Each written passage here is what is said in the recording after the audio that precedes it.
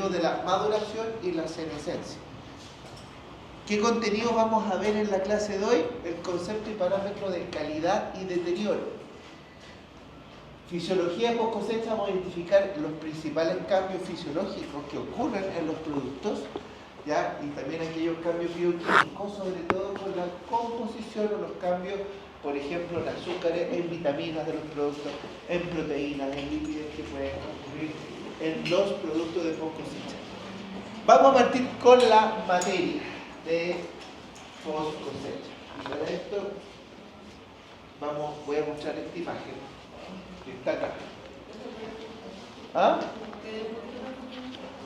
¿Quieren sacarle foto a esto? ¿Eso?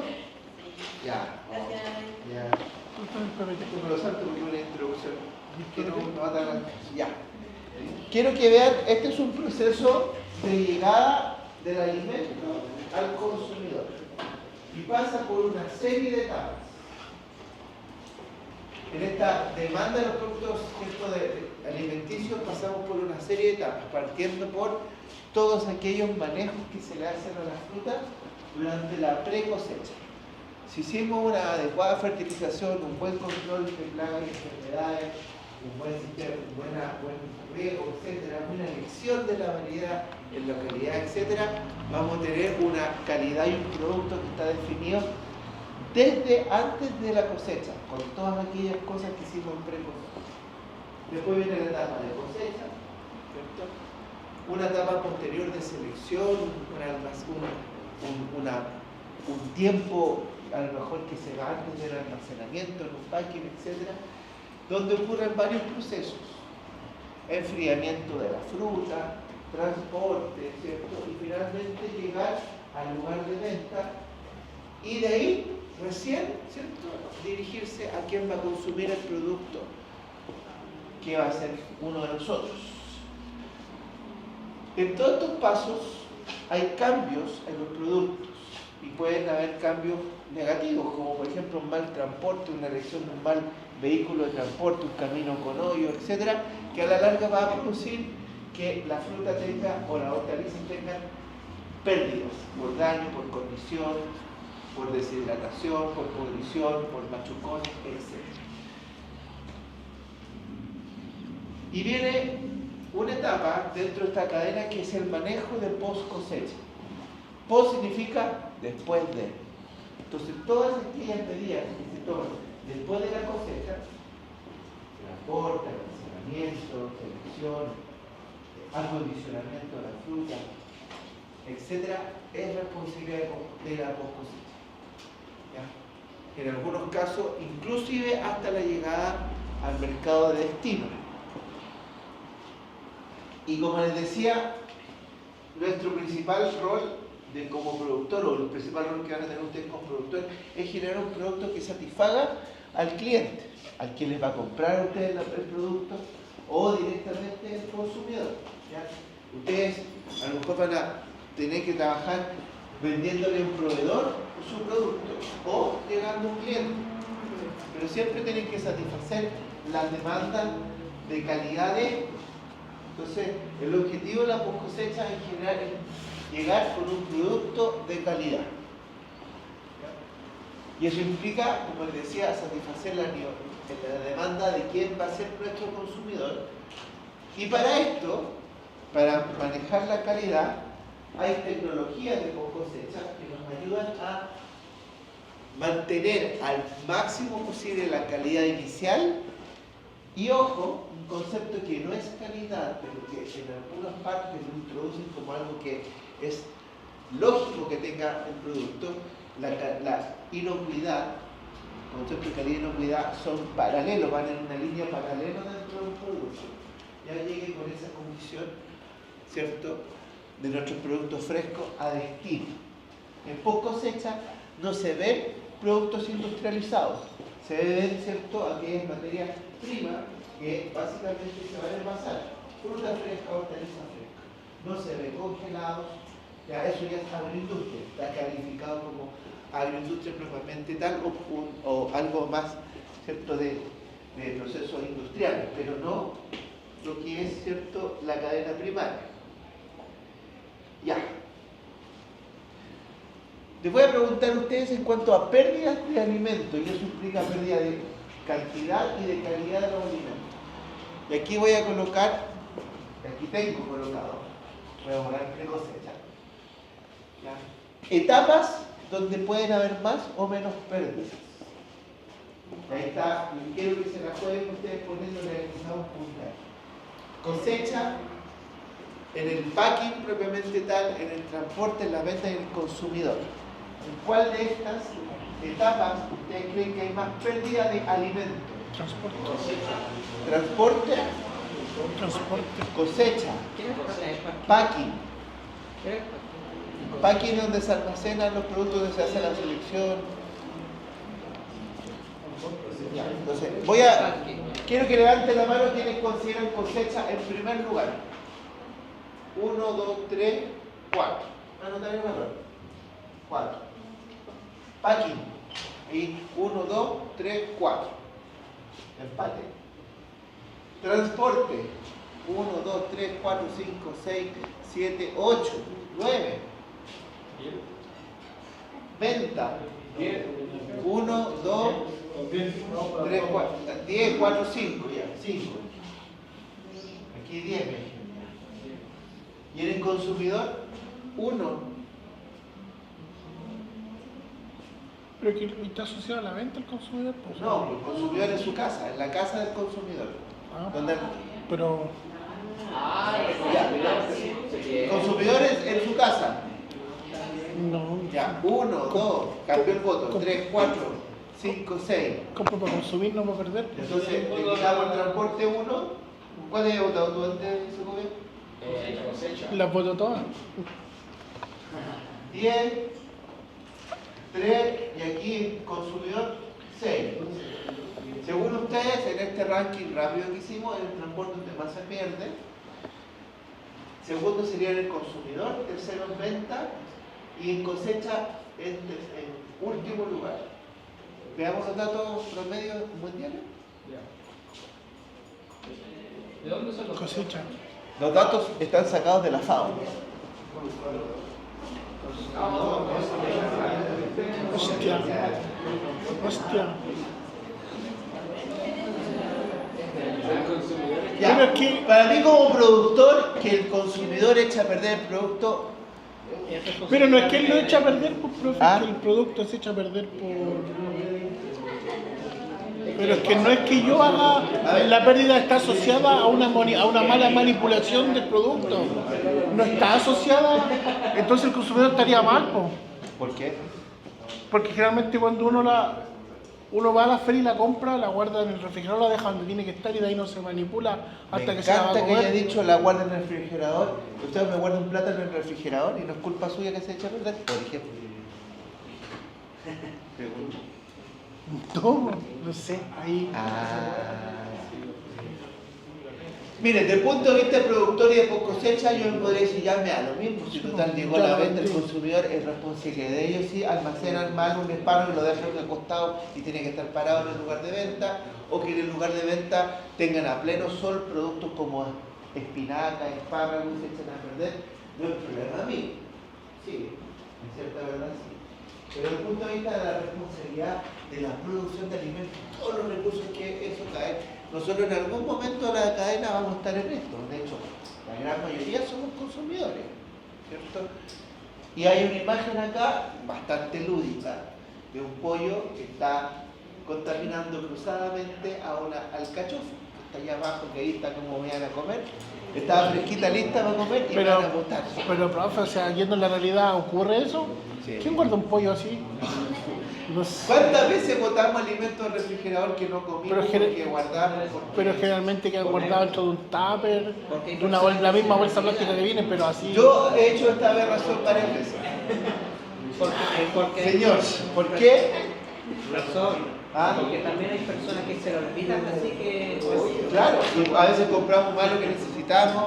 Ya, el consumidor muchas veces almacena cosas que no sabe que deberían estar a una cierta temperatura. Por ejemplo, si yo tengo una cebolla de guarda, ¿dónde la almaceno generalmente? Afuerita. No en el refrigerador, pero yo he visto gente que la guarda dentro del refrigerador. o plátano dentro, o palta dentro. El plátano Se guarda dentro del refri cuando ya está abierta la cebolla. Exactamente, pero no cuando está cerrada. Pero no todos tienen una educación porque falta de conocer eso. O, ¿cierto? En la venta, en lugar de venta, yo he visto que ponen radiquio o endivia que no deben recibir sol o luz y la ponen debajo de la luz y se ponen amargas. Entonces, De ahí ya viene mala, po. ¿ah? De ahí ya viene mala. De ahí ya viene mala. Pero fíjense ¿Has que, dicho que la selva igual no se... claro, la selga se debe guardar en el refrigerador porque no se puede guardar afuera. ¿Ya? A ver, ¿a qué voy? A que en general las pérdidas de post cosecha en la cadena no son el porcentaje las más importantes. Pero todas las pérdidas, un poco lo que muy bien decía el señor Ronald acá, es culpa no del producto, es culpa del que manipula en parte de la cadena en la responsabilidad. Por ejemplo, ¿qué responsabilidad es la cosecha? ¿Qué pérdida puede haber en la cosecha? Golpe físico, Aplastamiento. aplastamiento, que puse mucha fruta en un bin. Directo al sol también. Ya, directo al sol. A veces no se coordina bien cuando va el tractor con el coloso a buscar la gente que ha cosechado fruta y esa fruta está en pleno sol, lleva mucho rato, etc. Que se caiga al suelo y se vuelva a recoger. También machucón y todas esas cosas. Entonces, el calor de campo, que es un concepto que se llama cuando la fruta está expuesta después de cosechada, es un factor súper importante a bajar lo antes posible, porque el calor, como vamos a ver, tiene que ver con procesos metabólicos, fisiológicos que están ocurriendo en la fruta. Y muchas veces disminuyen en forma drástica la vida del anaquel, o sea, la vida del almacenamiento del producto. ¿Ya? Entonces la cosecha es una cosecha mal hecha, una selección inicial mala, etcétera, que se va a ir perdiendo. En el almacenamiento y en la cosecha, entonces, factor humano y factor temperatura. Todo eso es mejorable. En el almacenamiento, ¿qué puede fallar? Las condiciones de almacenamiento, las temperaturas, los termostatos, las salas de la ventilación, hay factores asociados. En el transporte, pensemos que se eligió un transporte adecuado. ¿Ya? A mí me encanta ver cuando van los coliflores y la brócoli en un camión abierto durante todo el día, como por 2 regiones, deshidratándose maravillosamente. A nivel industrial o a nivel ya más profesional, tienen que ir en un vehículo cerrado, en un contenedor con, digamos, con ventilación o con frío para manejar eso. Ahora, el costo del flete de un camión, claro que es más caro. A la Vega llega. ¿Por qué llega la fruta y la verdura tempranito a la Vega? ¿Por qué creen? Está alrededor de los sectores. ¿Ah? Porque de donde se cosechan está alrededor de los sectores. Ya, y además porque es la hora de menos pérdida de temperatura, de deshidratación. Ya, durante el proceso de manipulación y todo eso, hay pérdidas asociadas y las vamos a ver, las de post cosecha. Pero no es el momento donde más pérdidas hay. ¿En serio? Menos pérdida que, o sea, pero igual un porcentaje no menor, un 20% de todo el alimento que se produce en el around the world, como diría el pajarito, se pierden en venta. 20% de pérdida en venta. Es mucho del alimento, es harto. ¿Quiénes de ustedes botan comida que tienen guardada? Que no, nunca han botado comida que tendrían guardada en el refrigerador, nunca. Que nunca han botado. Yogures vencidos. Una sopa hecha hace como 2 semanas que estaba ahí. El que diga que no votó nada, que- no está mintiendo. Sí, ¿cierto? Que levanta, que me caiga un rayo, no, capaz que me caiga un rayo. Ya. Ya, esto está sacado del libro Cader, que está aquí en la biblioteca, de post cosecha, y son básicamente bueno, a la par que estoy haciendo este curso, voy a hacer un curso de la Universidad de Massachusetts, no, de Chicago, que está hablando de mitigar pérdida en post cosecha, así que justo me va a llegar a la par, que esas cosas se las voy a pasar como material de ustedes. ¿No está bien el PPT, profe? Ya, curso por Coursera que tuvo la nota gratis los docentes. Deberían ser ya. Público en general. Ya. ¿Por qué se producen pérdidas en post cosecha? Madurez inapropiada. Nuevamente, ¿de quién es la culpa? ¿Es de la planta que tiene Maureen apropiada el producto o de quien cosechó? Cosechó. Esas son las pérdidas de productividad. Pobre calidad inicial. Si tengo una calidad inicial no tan buena de la fruta, no esperen que en post cosecha se arregle la calidad. La calidad inicial es la base en la cual después el producto va a ir disminuyendo su calidad. Daño mecánico, machucones, aplastamiento, etc. Pudriciones. Pudriciones, claro que vienen. En post cosecha los productos, con mayor razón, cuando se van madurando, se van ablandando las paredes celulares y son más sensibles en algunos casos a pudriciones. ¿Ya? Yo sé que ustedes usaron el sulfuroso, el anhidro sulfuroso en los vinos y dentro de eso investigaron que tenía actividad antiséptica. Pero el anhidro sulfuroso es muy común usar en post cosecha, ¿no va? ¿Para qué? Para prevenir botín. Para prevenir la botín. Y se usan en el empaque de la uva, vamos a ver una estructura que se usa, que es una especie de papel con, por decirlo así, un sachet como silica gel que tienen anhidro sulfuroso que con la humedad emiten un gas para evitar la pudrición de botín. No en todos los productos es bueno usar el anhidro sulfuroso, en otros los ablanda mucho. Higiene inadecuada, obviamente higiene inadecuada, contaminación que puede haber de un alimento mientras se manipula. Contaminación cruzada. Exacto, mal manejo de temperatura. ¿Por qué puede fallar la temperatura? Si usted está en un frigorífico, una cámara frigorífica de frío, y ve de repente acumulaciones de hielo en las paredes, ¿qué señal me da ahí? Que está el equipo funcionando mal y lo más probable es que el frío esté mal distribuido. Y otra cosa importante, además del frío que tenga una sala, es la ventilación para que éste recircule en forma adecuada. La cantidad de fruta que tengo copiada también, hay un cierto, vamos a ver que hay una cierta distancia a las paredes y distancia de la carga que se debe cumplir para que haya un buen flujo de la ventilación y el frío en el manejo. Si yo basta que cambie 5 grados Celsius para producir unos cambios drásticos en todos los procesos fisiológicos más importantes que vamos a ver en la clase, que son la respiración y la transpiración. Pérdida de agua excesiva, transpiración, por diferencia de temperatura principalmente, niveles no deseados de gases. ¿Qué gases podríamos encontrar en un lugar donde se almacenan fruta y verdura? Etileno, ya. Bien. ¿Qué más? Olores, aromas varios, sí. Oxígeno, sí. Y como el antagonista del oxígeno, CO2.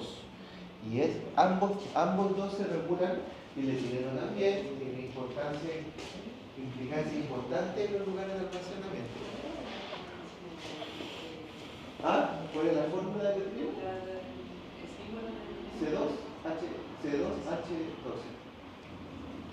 La fórmula química, eso es. Ya. Y lo otro que puede ocurrir es que hay niveles de atraso entre la cosecha y la venta, pero eso ya es más un tema de transporte. Y se puede dar en la cadena de transporte, en que hay un paro portuario o hay una acumulación excesiva de carga que está llegando a un puerto y se están demorando en la resolución de salida de los papeles, puede haber ese tipo de tiempos de más que pueden afectar la calidad finalmente al llegar al lugar de venta. Entonces, nuestra idea final de la post cosecha, la razón de ser, o el leitmotiv, como llaman algunos de la post cosecha, es llegar con un producto que satisfaga a un consumidor. ¿Ya? Que el producto finalmente sea de calidad y que sea capaz de satisfacer al consumidor. Hay dos factores que regulan bastante la calidad y están de la mano, que son la tasa respiratoria y la producción de etileno, y que son responsables de algunos de los factores que vamos a ver ahora, como sabor y firmeza y aroma. ¿Ya? La respiración, la tasa de respiración tiene mucho que ver con eso. Cuando uno elige un producto de calidad, se fija en que tenga un aroma, ¿cierto? Que exprese un aroma, que tenga un sabor adecuado y una firmeza. En el práctico de ayer descubrieron que hay dos conceptos distintos, firmeza y dureza. Firmeza tiene que ver con la pulpa, ¿cierto? Y que la respiración y la maduración tienen mucho que ver con el cambio de firmeza que tienen los productos. Esto es lo que vamos a ver básicamente hoy día mayormente. El valor nutricional, cómo cambian los hidratos de carbono, las proteínas, los lípidos, las vitaminas de los productos de recolección. ¿Ya? La apariencia visual, que nosotros detectamos algunas cosas, el tamaño, la forma, color, brillo, el porcentaje o no de deshidratación que tenga un producto. ¿Ya? Y los defectos internos y externos que vamos viviendo en las clases que vienen a continuación. Vamos a partir con un proceso, vamos a hacer una comparación de agua con sabor que nosotros consumimos en hortalizas y frutas en general. Si yo quisiera decir fríamente qué es una hortaliza, agua, pues prácticamente pura agua, con algunos otros componentes orgánicos y con sabor y textura distinta. Salvo obviamente un fruto seco, una semilla que tiene menor porcentaje de agua. Si comparara una hortaliza, aquí seleccionamos a una cebolla y por la fruta una naranja, va a decir son muy distintas, con sabor nada que ver, pero si lo empezamos a comparar en sus componentes, nos vamos a dar cuenta que no son tan distintos. En cuanto a calorías, en promedio, tanto las frutas como las hortalizas son de bajo aporte calórico y en general tienen menos de 70 calorías por cada 100 gramos. ¿Ya? La naranja tiene 45 y la cebolla tiene 32. Mucha la diferencia. El porcentaje de agua, ¿cuánto tiene la cebolla? 91 y la fruta tiene 87, la naranja. Proteína, van entre 1 a 5%. Dentro de las que tienen más proteínas son los porotos verdes, ¿cierto? Alguna choclo como hortaliza, pero en general una cebolla tiene 1,2% y la naranja 0,8%. Hidratos de carbono o carbohidratos, es lo mismo. La cebolla 5,3%, el promedio menos de 15% y la fruta, en este caso la naranja, un 10,5%. Y minerales, vitaminas y fibra, en general menos de un 10%, y ahí anda muy similar una naranja con una cebolla. No son tan grotescas las diferencias que hay, ¿ya? Y que básicamente decir que compramos agua en estos dos productos es prácticamente decir que compramos agua, con sabores y fibras distintas. ¿Por qué? Si uno lo mira así, voy a mirarlo de otra forma. Perdón por lo rápido. Esto es una hortaliza, una fruta. ¿Por qué no entran los azúcares ahí? Carbohidratos, sí, pues, hidratos de carbono, azúcares. ¿Ya? Que básicamente tiene menos de un 15%, 15 gramos por cada 100 gramos. Aproximadamente de ahí para abajo. Ya.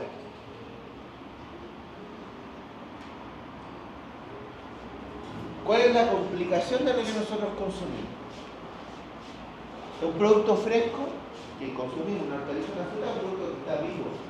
Por lo tanto, tiene células vivas que están haciendo ciertos procesos, como respirar, y en sus procesos libera calor específico, se deshidrata, pierde humedad, se puede enfermar y finalmente se descarta y se muere, igual que cualquier ser vivo.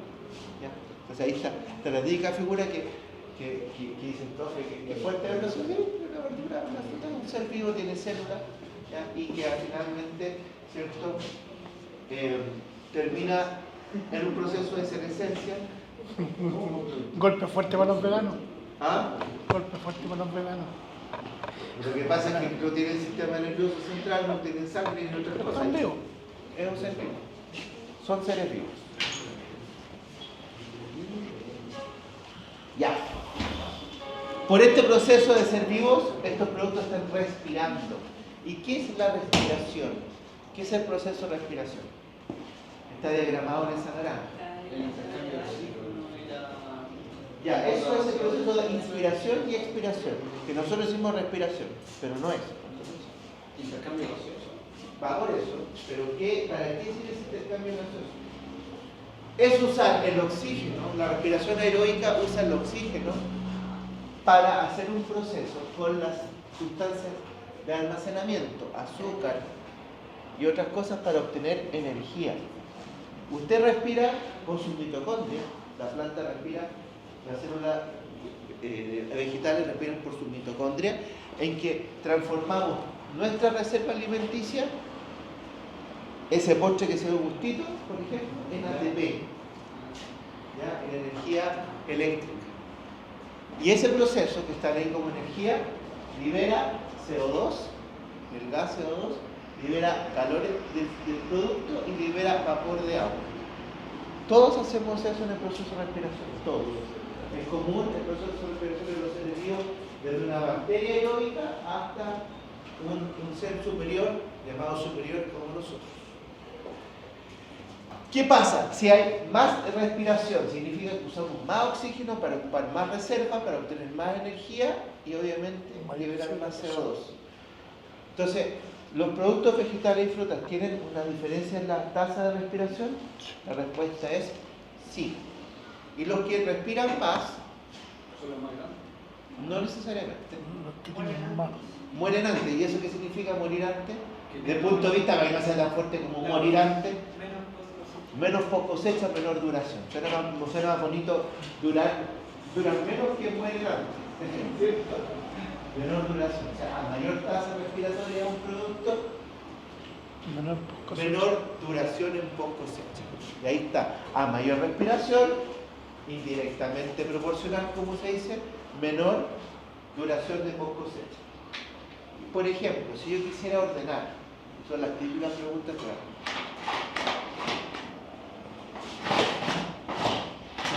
No, si quisiera mover el pendón, no sirve. Vamos a hacer una comparación. Ya.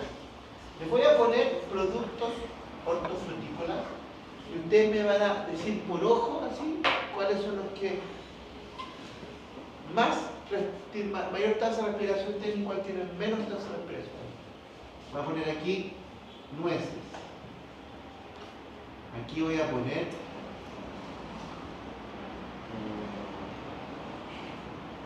limones. Aquí voy a poner ¿cómo está? Ahí. Acelga. Y por este otro lado un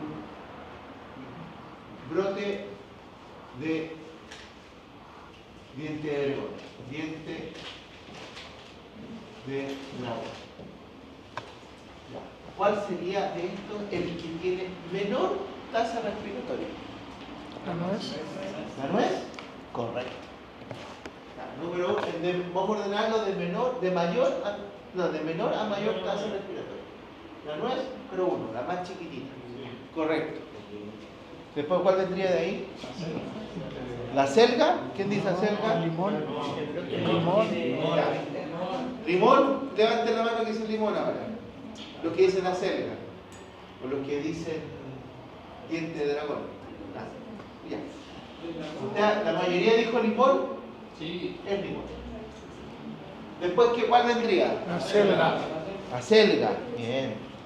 Y al último, dentro de esto, los brotes de diente de dragón. Está correcto. Ese sería el orden. ¿Ya? La tasa respiratoria no es continua, no es la misma siempre. Va disminuyendo en los productos maduros.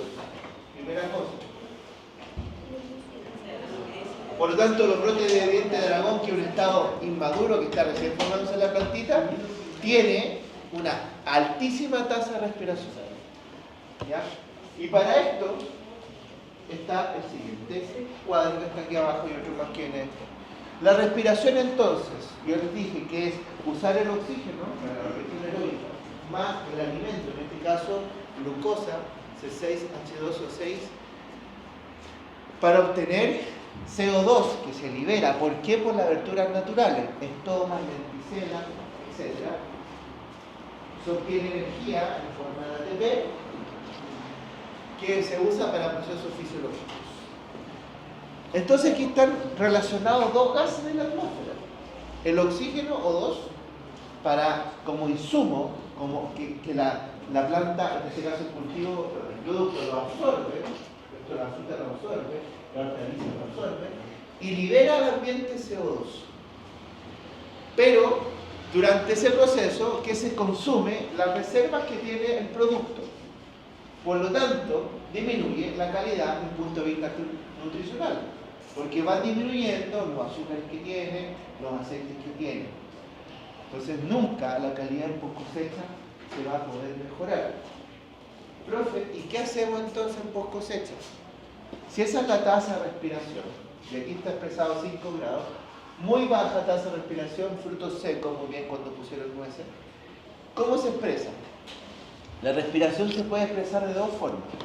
Como aquí está expresado en esa fórmula como cantidad de CO2 en peso, puede ser en volumen o en peso, miligramos de CO2 por kilo de producto por tiempo, por hora. Entonces, ¿qué significa 5 miligramos de CO2? Como están en este cuadro, que en una hora, por cada kilo de producto, se liberan 5 miligramos de CO2 al ambiente. Y esa es una muy baja tasa. ¿A qué temperatura? A 5 grados Celsius. A mayor temperatura va a aumentar la tasa de respiración. La tasa de respiración aumenta con mayor temperatura. Entonces, ¿qué podemos hacer para disminuir, en el caso de un producto que tenga el mínimo de respiración? No cero, porque si decimos cero, porque resulta que si no hay oxígeno, las azúcares de arriba se transforman en compuestos fermentados, empiezan a fermentar, empiezan a aparecer malos sabores y aromas, y no es lo que nosotros queremos. Ningún producto fresco de hortalizas se pasa al vacío. Todos requieren un porcentaje de oxígeno y de CO2. Pero ¿qué se le ocurriría a usted entonces para tener la tasa de respiración lo más bajo posible? ¿Qué podría modificar? Ya, la temperatura, lo más bajo posible. La humedad. Que no haya oxígeno. Disminuir la concentración de oxígeno. Recuerden que no podemos llegar a cero. Disminuir la porción de oxígeno. ¿Ya? A niveles muy bajos sí podemos llegar a 1%. ¿Y cuánto es eso? Normalmente en la atmósfera, en el cielo de afuera, aparte de smog y contaminación artificial, lo más seguro, normalmente en una atmósfera de aire hay aproximadamente 21% de oxígeno. Eso es lo normal.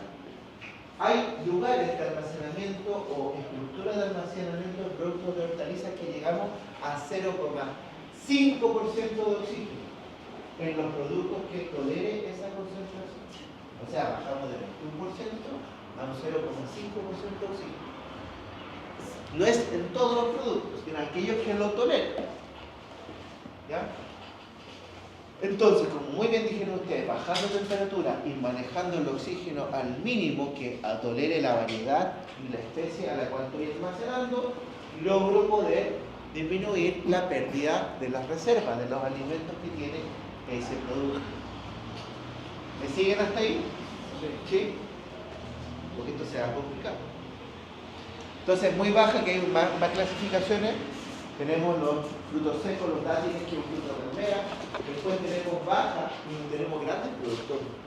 Baja, manzana, cítrico, uva, kiwi, ajo, papa, de baja tasa respiratoria a la temperatura de 5 grados.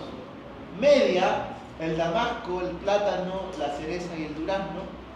Alta, zanahoria, tomate, frutilla, frambuesas, la zarza parrilla, que es un tipo de berry, ¿cierto? Que viene como un racimo, coliflor y la palta. Muy alta, alcachofa, bruselas, muchas flores de corto, y extremadamente alta.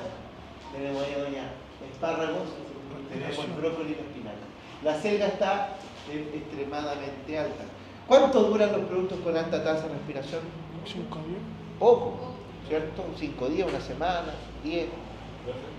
¿Sí? Ahí los que tienen baja tasa de respiración, si vienen con un tajito con aumenta, sube su tasa de respiración. Cualquier machucón y herida aumenta la cantidad de oxígeno que entra, porque el oxígeno entra por las aberturas naturales y cualquier herida aumenta la tasa de respiración. Buena acotación. Ya, y se habla de un cociente respiratorio. Esto quiero que lo tengan, no un QR que se saca en un celular. Cociente respiratorio, cociente de respiración. Entonces, el proceso de respiración es ocupar, ¿cierto?, la glucosa y transformarla en energía. Básicamente eso es lo que hacemos todos los organismos vivos. Ya. Y la podemos expresar como el oxígeno, hay un poco lo que decía Segovia, el oxígeno que inspiramos o que absorbemos y el CO2 que botamos, lo mismo en una fruta. Entonces se hace una relación del oxígeno que se usa y el CO2 que se desprende, o sea, CO2 desprendido con oxígeno absorbido. Y esa es la reacción QR. Cuando hay un equilibrio y yo boto la misma cantidad que lo que absorbo, ese cociente es igual a 1. Entonces cuando yo desprendo, ¿cierto?, 1 gramo de CO2 y absorbí 1 gramo de CO2, hay un equilibrio. Y se llama que estamos en una respiración aeróbica. Perfecto. Pero ¿qué pasa si yo boto más de lo que absorbo? Boto más CO2 del oxígeno que absorbo. Voy a tener un numerador mayor que 1 y eso va a implicar que sobre 1.3 en la relación hablamos de fermentación o de respiración anaeróbica, que nunca la deseamos. ¿Ya? Mayor o igual que 1.3 en esta relación, se habla de una reacción anaeróbica. Vale decir, hay más CO2 del oxígeno que se ocupó. Algo está pasando que puede estar asociado a otros microorganismos, incluso que están presentes en la fruta, que están fermentando el contenido, que están transformando los azúcares de la glucosa en ácidos, que yo no es lo que yo quiera en el producto, no quiero esos sabores fermentados. Entonces, lo que uno hace en post cosecha es que maneja el producto lo más cercano al 1,3, un 1,2, un 1,1, para hacer bajar así, estar en respiración, pero en el límite. Eso es lo que uno trata de hacer en post cosecha. Y para eso se han estudiado, y se siguen estudiando, atmósferas controladas y modificadas para buscar la combinación perfecta de gases durante el almacenamiento y el transporte, para así maximizar la vida útil del producto. Por el contrario, ¿qué pasa si hay más absorción de oxígeno que liberación de CO2? Hay una oxidación, y esta oxidación afecta principalmente a los compuestos grasos que están en los alimentos. Y se produce esa ranciedad o oxidación, que en olores se parece lo más cercano a olor a feta, a queso feta, o olor a pata, o más directamente olor a pie de atleta, los que han tenido alguna vez humedad en las uñas, es olor de ranciedad asquerosa, que más de alguno ha tenido alguna vez su patita. Para que lo sepan. O un queso de la Little Caesar de 5.009, así de rico el olor, ¿cierto? Asqueroso de oxidación. Pero la oxidación afecta a cuando hay más oxígeno, ¿cierto?, absorbido que CO2 desprendido. Y eso puede ocurrir, como decía su compañero, cuando se hace un tajo, una herida en una fruta, oxidación. ¿Ya? Profe, ¿Sí? que no entendí muy bien la diferenciación entre aerobia y anaerobia. Ya. ¿Qué significa respiración aeróbica? Que el oxígeno se usa como reactivo para la reacción de obtener energía. En la respiración anaeróbica se usa el CO2, no el oxígeno, para obtener energía y se obtienen compuestos, además de no degradar todos los compuestos de reserva, se obtiene que en energía se obtienen compuestos alcohólicos. Y el alcohol es malo. Dicen. ¿Cómo se ocupa el Dicen. CO2? El CO2 lo ocupan generalmente bacterias anaeróbicas que están presentes, latentes en el cultivo, o las células vegetales, cuando les falta el oxígeno, y nosotros también tenemos células que hacen respiración anaeróbica. Cuando usted está en el gimnasio ahí, métale ahí, poniéndole las calugas sanas, transformación a calugas duras, y hace ejercicio en los músculos, también cuando hay no hay una buena oxigenación y hay una sobrecarga de peso, se produce la acumulación de ácido láctico. ¿Han dicho alguna vez, hoy tengo ácido láctico? Alguna vez uno tiene ácido láctico, camina mucho, o hace caminata de Teresita en los Andes, que llega caminando hacia la casa y después hasta el otro día con dolor en todas las articulaciones. Hay procesos anaeróbicos. No voy a decir otros procesos anaeróbicos que se asocian a otra cosa, que uno está cansado, no tiene un sueño. También nuestras células usaron recursos ácidos, inclusive en oxigenación. Y eso energéticamente es súper poco eficiente. ¿Ya? En que las células usan, en vez del oxígeno, el CO2 para obtener algo de energía de su reserva. ¿Ya? Y como no obtienen toda la energía, ¿cómo anda uno con la caña? Anda cansado, ¿no? Necesita 10.000 energéticas como mandar bien. ¿Ah? Chelito. Chelito.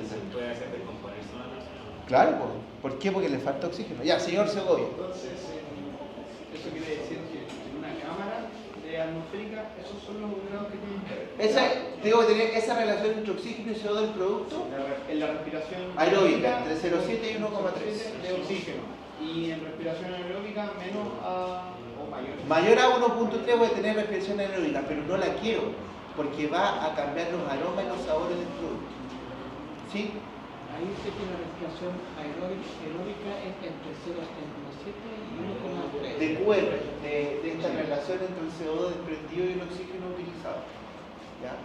Es la relación de lo que se puede medir, hay forma de medir los gases, la cantidad de CO2 y oxígeno.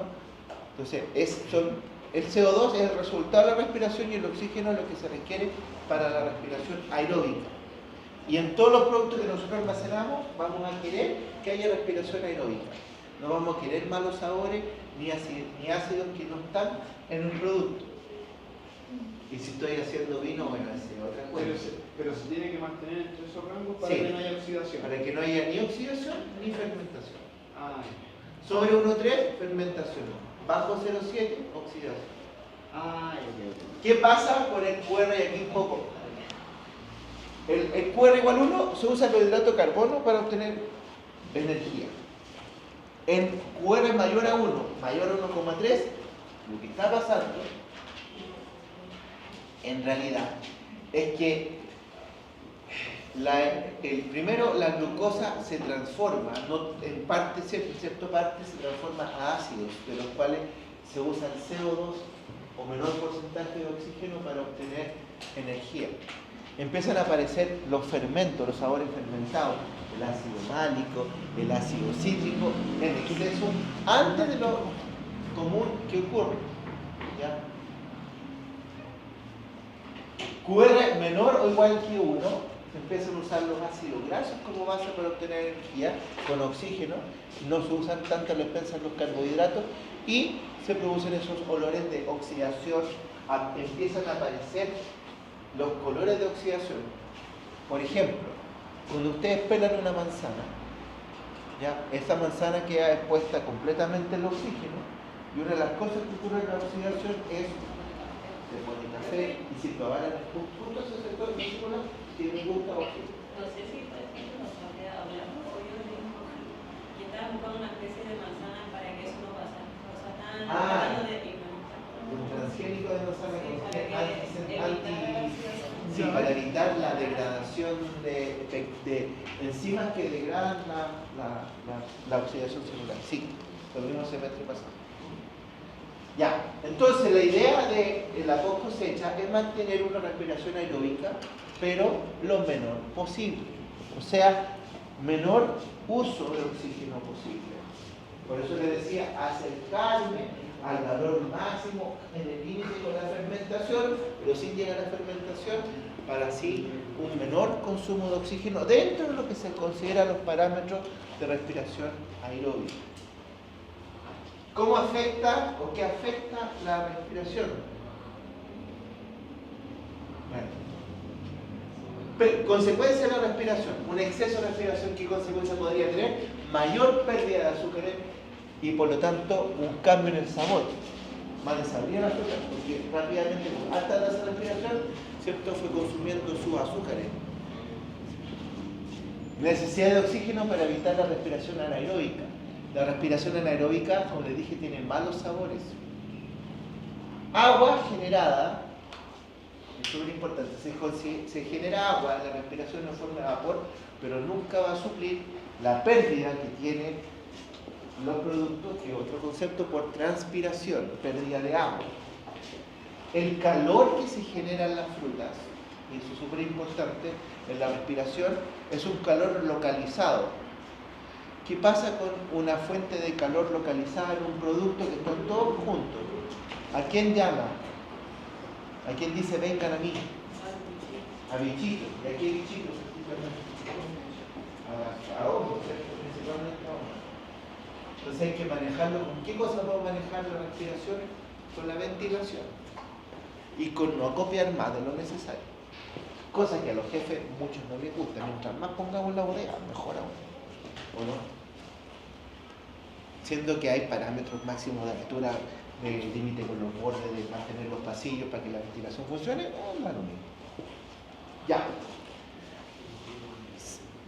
El CO2 producido, y vamos a ver que puede haber daños por concentraciones altas de CO2. Así como les dije que la atmósfera normal afuera hay 21%, el porcentaje de CO2 que hay en el ambiente es de 0,03 y en aumento 0,03% de CO2. Bajo en comparación con el oxígeno. Pero hay atmósferas controladas para frutos que funciona bien con casi 10 a 15% de CO2. O sea, cambiamos de 0,03 a 15, un cambio brutal en cuanto a porcentaje. Pero me aguantan frutas en esas condiciones. Es todo un mundo, y ni siquiera es por especie, a veces por variedad, por estado de madurez de las variedades también. Aquí hay 3 productos de baja tasa de respiración. Y hay 6 temperaturas distintas. Si vemos a 10 grados, que no es lo óptimo para almacenar, ojalá, sí, para la naranja es lo óptimo, para los otros cítricos 5 o 0 grados, ningún problema. Si vemos esto, los 3, obviamente la naranja es el que tiene mayor tasa respiratoria. Pero fíjense el cambio de 5 a 10 grados. ¿Cuánto aumenta la tasa respiratoria? Casi 3 veces. Casi 3 veces. No es lineal. Hasta 13 millones de hectolitros. ¿Un hectolitro cuántos litros son? 100. Es decir, un montón de litros. Fíjense, ¿cómo es la tendencia? Si pudiésemos superponer el gráfico de superficie plantada, ¿qué verían? ¿Verían alguna relación? Muy probable que sí. Porque finalmente la materia prima que se produce acá es con lo que se hace el vino. Ahora, el mercado del vino evidentemente impacta en qué tanta superficie plantada va a haber después. No es como que si este año compran poco vino porque hay guerra, inmediatamente la superficie cae. Tiene un delay como de 2 años, más o menos, entre que esa decisión económica se toma o no. Estos son datos bien fresquitos, son los más frescos que tenemos. Esto lo genera ODEPA. No miren esto porque voy a generar confusión. Miren 2015 al 2024. La tendencia de exportación de vino. Si tuviesen que tirar una línea de tendencia, ¿cómo sería la pendiente? Negativa, por supuesto. ¿Cierto? Va disminuyendo. Y esto tiene mucho que ver con aspectos macroeconómicos. Uno diría, bueno, la pandemia afectó, sí. La pandemia ya no fue.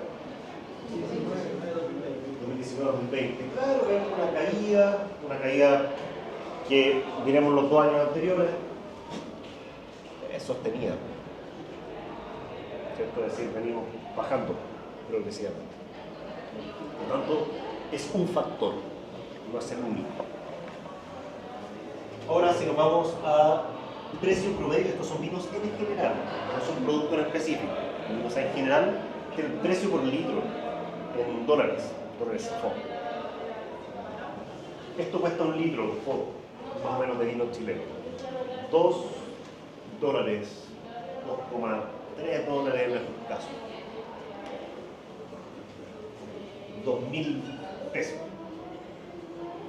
Nada, es muy poquito. Ahora, si hacemos la división, claro, vinos con denominación de origen, que son el vino envasado que tiene denominación de origen, acá la cosa marcada, la caída en la venta, la exportación. Pero la línea de tendencia, sí, nosotros nos fijamos en estos años como menos concepto a nivel de conflicto, Es menos variable. un poquito más horizontal, ¿cierto? Y el precio medio es superior, en el caso de la denominación de origen, al promedio de los vinos en general. Por tanto, el negocio, en términos de valor, está acá. Tengo una pregunta. Cuéntenme, por favor.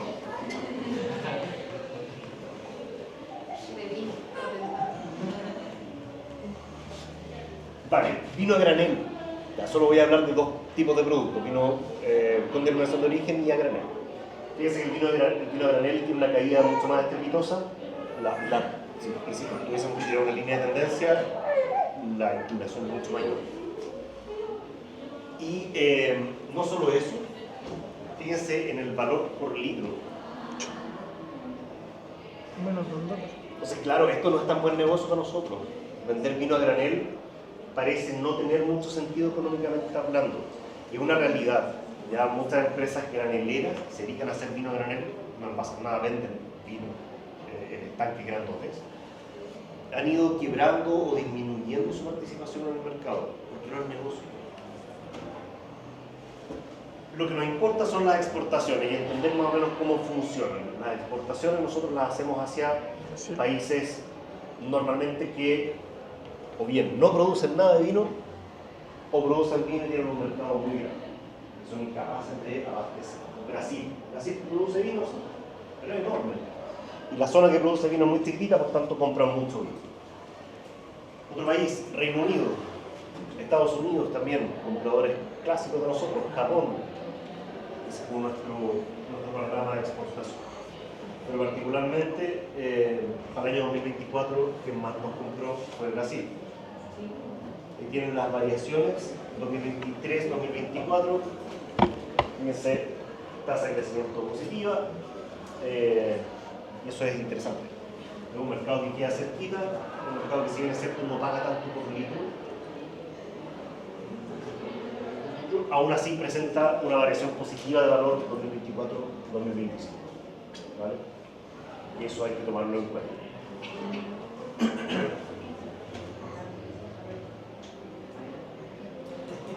Bien, ahí tienen comparativos ya con otros países. Necesitaba mostrarles este gráfico. Chile está ahí, Chile es un país así pequeñito. Estamos justo debajito de España, Italia y Francia. ¿Ya? Y estos es el valor, ¿vale? No es el volumen. Sin embargo, el mercado del vino es bastante más sensible, mucho más sensible al mercado de la uva respecto de aquellas variables macroeconómicas, no solo la pandemia que hablamos en algún momento, sino que también conflicto Rusia-Ucrania, todas las repercusiones que ha tenido y sigue teniendo el Brexit, el comportamiento de Estados Unidos últimamente con el establecimiento de aranceles extra a un montón de productos, que la pregunta para ustedes es ¿quién paga ese arancel? El productor. Porque una buena pregunta es decir, yo por exportar esta billetera, claro, ahora tengo que pagar El fee extra. consumidor. Eso se lo transfiero al consumidor. Sí. Profe, el Brexit es cuando Inglaterra se separa de la Unión Europea, ¿o no? Sí, y eso afectó la estabilidad económica del bloque europeo, completo. Porque puso en tela de juicio cómo se iban a hacer las transacciones entre un país y otro. Cómo se iba a relacionar ahora Inglaterra con el resto de los países y con el resto del mundo. Porque en el marco de la existencia de la Unión Europea era que algunos países como Chile negociaban con Inglaterra. Y si nos vamos para atrás,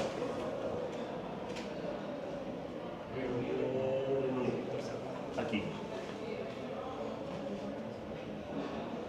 es importante, es un comprador súper potente en volumen y en valor, ¿vale? Por tanto, claro, generó cada cambio grande no significa que los países se empobrezcan al tiro, significa que entran en un estado de observación. O sea, los países, y la gente que está en esos países, las empresas que participan en esos países dicen, está pasando algo muy grande acá, no voy a tomar decisiones apresuradas, y se vuelven más conservadores en cuanto a sus decisiones. Dejan de comprar lo innecesario. Y el vino, digámoslo, es necesario.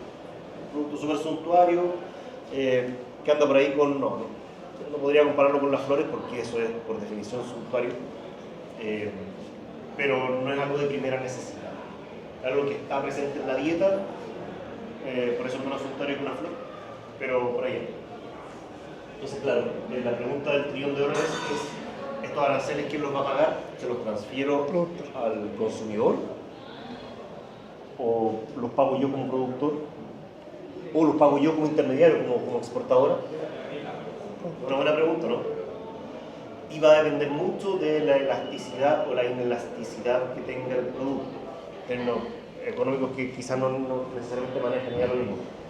Depende de, por ejemplo, si este producto, celular, soy el casi único productor de celulares que existe en el mundo, y me ponen un arancel, tengo que subirle el precio. Si yo le subo el precio, igual me lo van a comprar. Yo soy prácticamente el único que los hace. Y no hay un sustituto para él. Pero si yo hago un celular de tantos y le subo el precio porque me pusieron arancel, busco otro celular a menos precio. me busco otra marca. ¿Por qué tengo que quedarme con este si me está subiendo el precio? Y tengo uno muy parecido al lado. Bueno, a eso se llama elasticidad o inelasticidad, es decir, la capacidad de respuesta en cuanto a la demanda cuando subimos el precio de algo. El arroz, si no le subo el precio al arroz, ¿van a dejar de comprar arroz? No. Pero si le subo el precio, no sé, a los chocolates finos, probablemente sí van a dejar de comprar chocolate fino y van a comprar un chocolate que sea más barato, que tenga un porcentaje de cacao menor, que tenga más leche, un poquito más de grasa y azúcar. Eso. Entonces la discusión está en cómo dividir ese nuevo costo de los aranceles, que es una realidad. Y esa es la parte compleja que aún no se desarma, porque esto es todo muy reciente. Vino chileno, bueno, bonito y barato. El mercado ya vieron los precios asquerosamente bajos, brutalmente bajos. Entonces ustedes van a algún supermercado y van a decir, ya, van a Londres, por ejemplo, o un supermercado cualquiera, y encuentran vino chileno, con chileno, en su góndola. Una góndola delicada. Sale, no sé, como 15 libras esterlinas, como 15 lucas, para que se hagan una idea. Un poco más. Y ese vino acá cuesta, ¿cuánto? Como 6.000 pesos, 7.000 pesos. Entonces, no, porque se vende bien acá en este mercado, claro, pero en realidad la tajada no se la está llevando el productor de la uva, sino que está ahí ganando el productor del vino y la exportadora, evidentemente. Y eso es un problema. Eso ha llevado a que no solamente se retraiga la producción de uva para vinificación, sino que también se generen presiones para generar también, para la redundancia, políticas de mercado más justo, si lo podemos decir así, donde no sea el productor el que reciba 100, 150 pesos por kilo de un vino que se está vendiendo a 20 libras afuera. Aquí es muy grande la diferencia. Con 100 o 150 pesos por kilo, ustedes con suerte están pagando la producción, los costos que les genera una hectárea. Y esa es la realidad de muchos productores de Valledata, por ejemplo. Entonces aparecen algunos productores de vino más pequeños que compran a un mejor valor y tratan de competirle en ese sentido por la compra con Conchitoro y San Pedro. Pero ya lo veíamos el semestre pasado, cuando Conchitoro y San Pedro ostentan un poder de compra tan grande, tienen el poder de decisión del precio. Y pueden ir y decir, ¿sabes qué? Mira, esta uva está re buena, me encanta, pero no te la puedo comprar a $1. Porque con mi tabla de costos, te puedo pagar 0,7. Dejaste de ganar un montón de plata. Y ya tú dices, ya, ok, no le pienso vender a estos usureros de Conchitoro, voy a ir de San Pedro. San Pedro está cerquita. Ah, mira, te pago 0,71. Va a ser más competitivo. Sigue siendo una minucia de dinero respecto del precio esperado. Pero ya hay fuiste a donde San Pedro, fuiste a donde Conchitoro. ¿Quién más te compra la uva si no son ellos? No hay más. Si de verdad que hay zonas en las que no hay más comprador de uva, por tanto estás amarrado a armar un contrato a varios años que te aseguren que te van a comprar sí o sí la uva, tratas de manejar los costos bajitos y ya. Eso es lo que le pega fuerte al mercado, ¿vale? Esa concentración en el poder de compra. No hay una colusión, en realidad tiene que ver efectivamente si tú haces el ejercicio económico de armar un producto como los que hace Conchitoro, sí, es racional que te dé un precio de ese tipo. Tiene sentido, pero ya no hay uva que esté costando eso, producir. O sea, un poquito injusto para el producto. Bueno, en Chile tenemos condiciones súper ideales para la producción de uva, para vinificación también. Aquí vieron que geográficamente nos movemos más hacia el sur. Partimos en Coquimbo, nos movemos hasta la Araucanía sin ningún problema. Está el decreto 464 que busca zonificar Chile, establece los valles vitivinícolas y es nuestro marco legal para la denominación de origen. Esto es lo que certifica el origen de un vino, ese decreto. ¿Vale? Certifican la uva, certifican el vino. Y eso es lo que nos permite, entonces, apostar a esto. Y no apostar a eso. ¿Ya se entiende? La importancia de un marco legal asociado a la denominación de origen. No es arbitrario.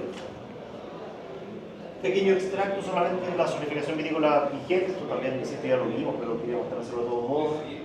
Cada región puede tener una subregión, sí o no zona, sí o no área, con la idea de que en la etiqueta se pueda mencionar el origen geográfico más específico de ese vino y con ello relevar las características sensoriales que presenta ese vino.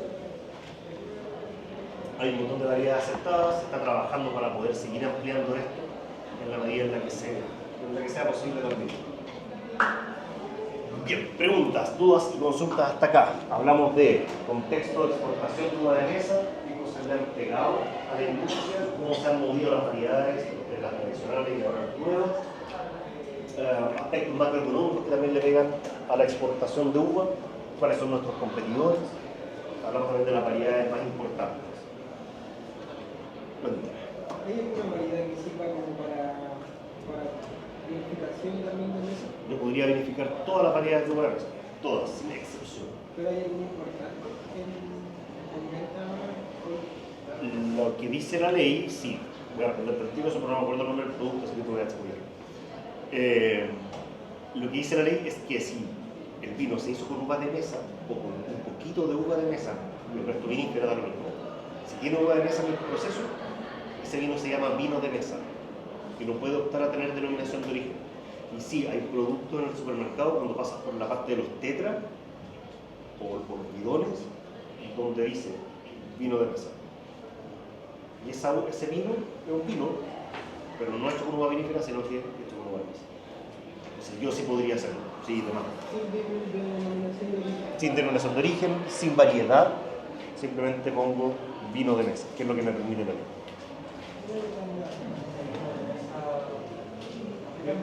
Y cambia, son vinos más ligeros, más simples. Vinos de entrada, vinos para consumir fácil, para mezclar con un melón, sin tontear, en serio. Para hacer un combinado, para eso funciona súper bien. Pero la ley tiene que ser la separación porque es súper distinta a la competencia. Mi valla vinífera pesa, ¿no es cierto?, 1 gramo.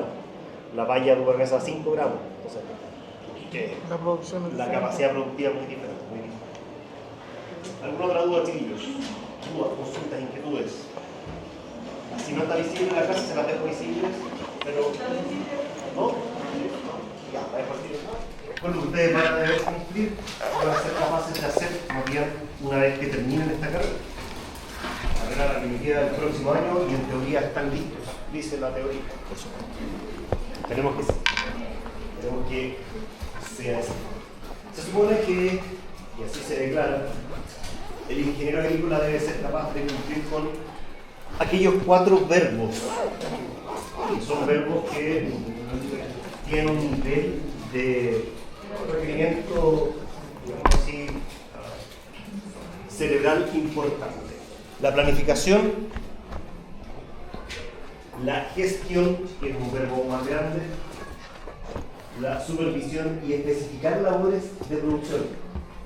Acá, no sé si lo notan, pero en ninguna parte se menciona la ejecución. No sé si lo notan. Dicen que ustedes van a hacer tal labor. Ustedes van a estar, no sé, podando, ya que estamos en contexto de poda. Ustedes van a hacer. Ese es el foco de lo que ustedes están estudiando. No sé si lo tengan que hacer en algún momento, y eventualmente lo hagan.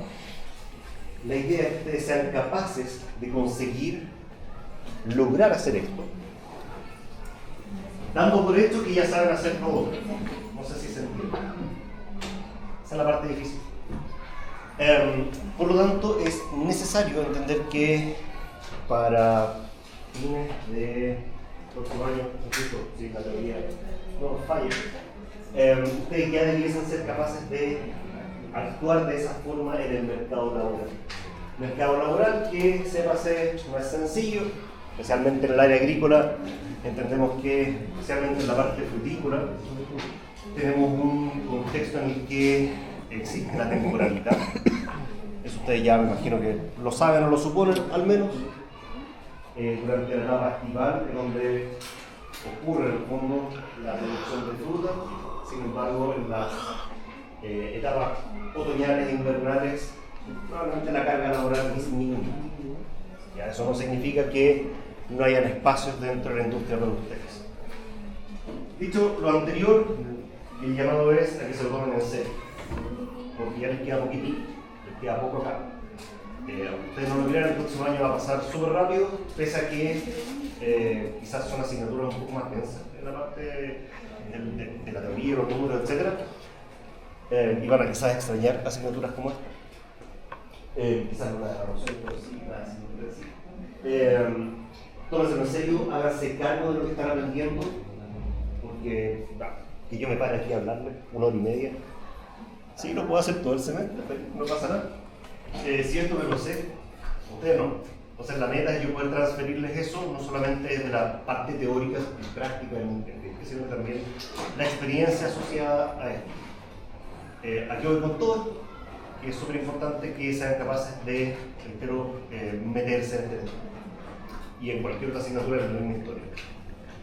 Yo sé que no es la única asignatura que tienen en el semestre, pero cuando ustedes entran para acá eso no me importa.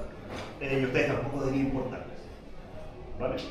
Tienen que hacerse cargo de lo que aprendan. Ustedes no solo están recibiendo, ustedes se les entrega algo y ustedes lo toman. Ese proceso de tomar, lo van a tomar y guardar. ¿Vale? Bien, después de esto. Comentarles que durante la asignatura vamos a hablar de las vides, en el amplio sentido de la palabra. No solamente en aspectos generales, sino también en aspectos súper específicos. Vamos a hablar de labores específicas, de estadios fenológicos en particular. Vamos a hablar de algunas variedades de uva de mesa y vinífera. Este semestre me propuse hacer cosas un poco diferentes a los que hago semestres anteriores para poder, de alguna manera, apuntalar lo que ustedes vayan a recibir. Vamos a hablar de temas generales, manejos productivos y manejos de mantención. Esos son los 3 ejes temáticos de esta asignatura. He aquí los resultados de aprendizaje, que es lo que uno declara en el fondo que van a ser capaces de aprender una vez terminada esta asignatura, que más me importa en realidad, esa es la verdad. Que no me importa está asociado acá, al plan de manejo. ¿Vale? Como muchos dicen, no, bueno, y uno cuando más o menos cacha de fruticultura, hay que armar un plan de manejo. Y ayer yo les decía, no es listar simplemente decir estas son las labores que hay que hacer, sino que hay que llevarlas a un contexto. Cada vez que ustedes tengan que hacer un plan de manejo, necesitan el contexto. O si no, insisto, es listar cosas.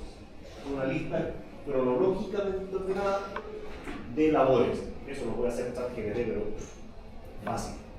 Si la agregan en un contexto complejo, probablemente no, y no lo van a lograr.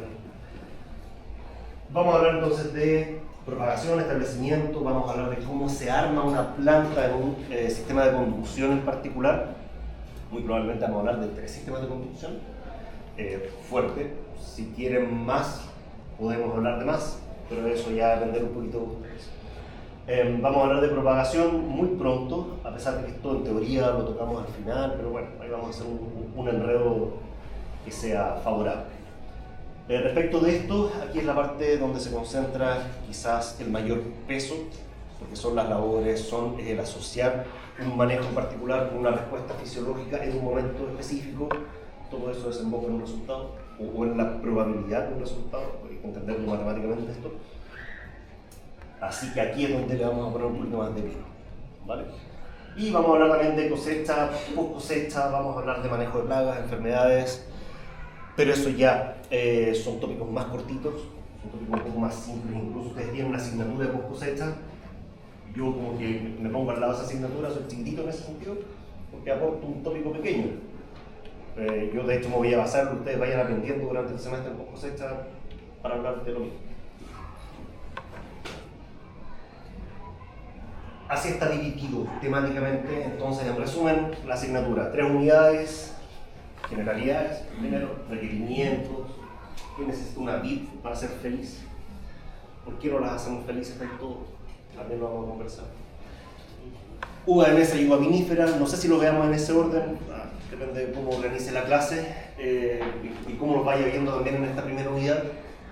Es como voy a definir eso, pero en realidad no tiene importancia, lo que sí tiene importancia es poder hacer una división. Y decir, así se maneja una vid para vinificación, así se maneja una vid para consumo de exportación. Y finalmente, la última unidad tiene que ver con operación y mantención del viñedo, que en el fondo es donde hablamos del viñedo, hablamos de tópicos generales, pero a la vez bien técnicos. Mucho más técnicos y específicos incluso de las generalidades que hablamos. Preguntas, hasta acá. Dudas, consultas, inquietudes, antes de continuar. Vale, durante las clases, la participación de verdad que yo se las agradezco mucho, no solo en los prácticos, donde realmente es muy agradable recibir preguntas, comentarios, durante los teóricos también, porque no es fácil estar hablando 1 hora 20, un montón de cosas que ustedes tienen que creerme, sin tener una interacción. Así que siempre se agradece. Ahí está mi correo, si no le respondo esto saben, el protocolo es simple. Si al día siguiente de que me escribieron el correo, no le respondo, reenvíenlo, ¿vale? Porque de verdad que quedan abajo muy rápido. Cada día me llegan muchos correos, entonces no tengo cómo eliminar la llegada de muchos de esos correos. Realmente no desearía. Evaluaciones con las fechas actualizadas. Son 3. Primera evaluación. Asociada a la primera unidad. Está subida a la clase en todo caso. Si no la ven, es porque no la dejé decir seguramente. Pero va a estar. Si cuenten con ello. Tienen una semana de rodaje a esto para poder corroborar con los profes con los que podríamos tener tope, que no tengamos tope idealmente. ¿Ya? 3 evaluaciones, 20%, 35%, 20%, son las 3. Hay un informe de seguimiento. Este informe de seguimiento tradicionalmente lo hacíamos con un seguimiento fenológico de las plantas. Esto va a tener una modificación este semestre porque tenemos muy poquitas plantas y la probabilidad de que una de esas plantas no llegue al final del semestre es alta. Entonces yo necesito disminuir eso y ya tengo una idea, pero usted nos puede comentar un poquito después. Parciales y seminarios, 15%. Este semestre, bueno, hay parciales con notas críticas, en general les va bastante bien ahí.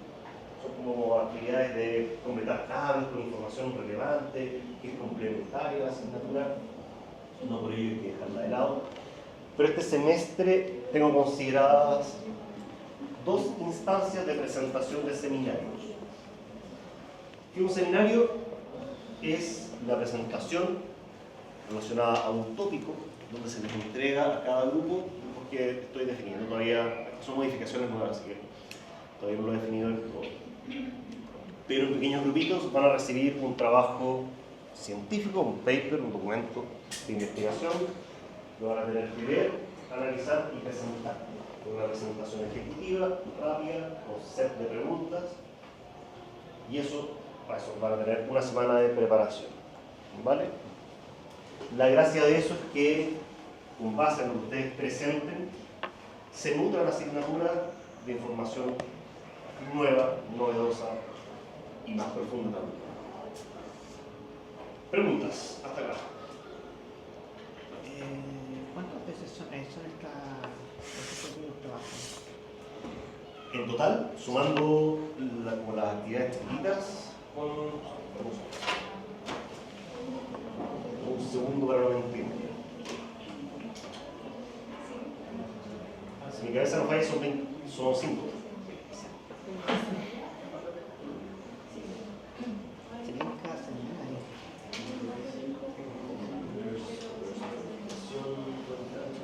Eso van a ser en práctico mayormente, ¿no?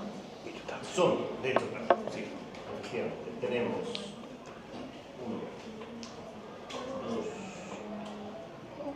3, 4, 5. Sí, son 5. 2 seminarios y 3 actividades chiquititas que necesito estar de completar con información. Lo de los seminarios se los voy a avisar con tiempo, porque al menos deberían tener una semana para poder preparar. ¿Alguna duda antes de hablar de los contenidos de la clase? Como les decía y les declaraba al principio, el objetivo de esta primera instancia, más allá de toda la presentación formal de la asignatura, que es súper relevante, medio tediosa a veces porque hablar como de cosas un poquito abstractas, la meta es poder hablar también del contexto en el que se enmarca esta asignatura. Ya ayer en el práctico pudieron ver que la forma en la que operamos la rueda es súper diferente a cómo se trabaja en cualquier otro hospital.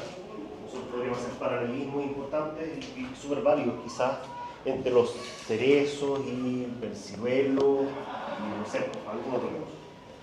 Pero con la vid no tenemos un comparativo. La vid funciona muy distinto a los demás. Así que bueno, antes de partir con los contenidos de la clase, ¿hay alguna pregunta, inquietud, duda, consulta o similar?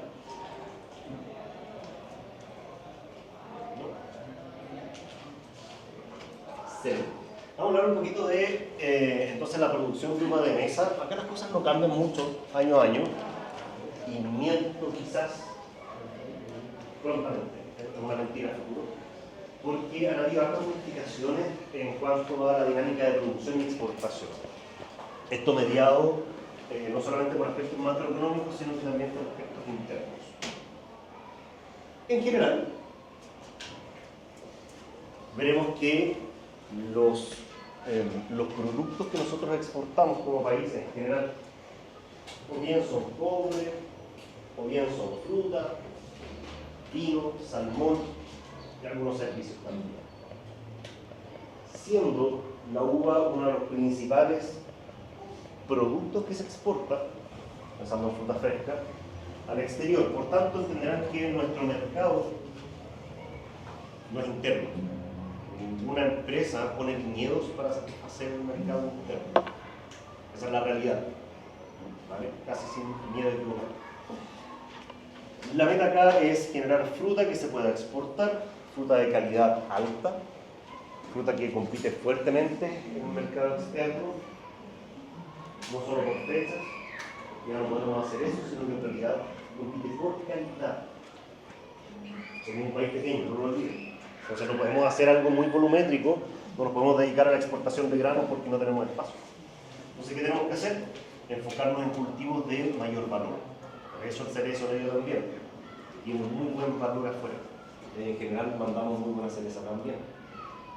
Dependiendo de la temporada, esto va variando, enviamos una cantidad de cajas que ronda las 60 millones de cajas. Cuando hablamos de cajas, y ahora vamos a establecer un estándar, cuando hablamos de cajas de uva, nos referimos a un estándar de un peso determinado. Nos referimos a cajas de 8,2 kilogramos. Da lo mismo si en realidad ustedes están exportando a China una caja que pesa 4,7 kilos o están enviando la de 8 kilos, 8,2 kilos. Da exactamente igual, todo se lleva a esa unidad para poder comparar en el fondo. Y no hablar de números tan grandes cuando hablamos de toneladas o cajas, o toneladas o kilos. Normalmente, hasta hace algunos años atrás, nuestro pool de variedades estaba súper marcado por variedades tradicionales. Cuando hablamos de variedades tradicionales, nos referimos a variedades que llevan harto tiempo en el mercado del agua y que de seguro ustedes conocen. Estoy 100% seguro que todos conocen la Thompson Seedless, Sultanina, seguro que lo ubican. Además que conocen la Red Globe, una variedad roja, redondita, de valla más o menos grande, con semilla. La Crimson, puede que la conozcan, no estoy tan seguro de esa. La Crimson es una variedad roja, como con forma de una valla inusital, un poco más pequeña que la Thompson Seedless. Y la Flame, está seguro que no la conocen, estoy seguro que no, porque probablemente ya no está casi presente en Chile. Varios motivos en realidad de eso. Ya lo vamos a conversar. Sin embargo, el mercado va cambiando. El mercado se abrió hace mucho tiempo hacia la utilización de variedades nuevas, variedades que salen de ese grupito. Y estas variedades nuevas son variedades protegidas, en muchos casos. ¿Qué significa eso? Que yo, empresa desarrolladora, creé esta variedad a través de un programa de mejoramiento genético súper extenso, costoso. Por tanto, ahora toda esa inversión la tengo que buscar retribuir, ¿cierto? ¿Y cómo lo hago? Cobrándola a las personas que quieran plantar esa variedad en particular. Y limitando, evidentemente, hacia el mercado. Muchas de estas variedades trabajan con cupos. Dicen ya, en el cono sur, o más bien, en todo lo que es el hemisferio sur, voy a establecer una cuota máxima de, inventando, 10.000 hectáreas. Con 10.000 hectáreas a 30.000 kilos por hectárea, son tantos kilos de esa variedad que van a haber en el mercado en un momento. ¿Qué se logra con eso? ¿Qué se logra yo, vendedor, limitar mi propio producto? Es decir, yo construyo estos computadores, puedo construir infinitos, todos los computadores que quieran, pero solo voy a vender 50 unidades. Asegurar que no lo compramos.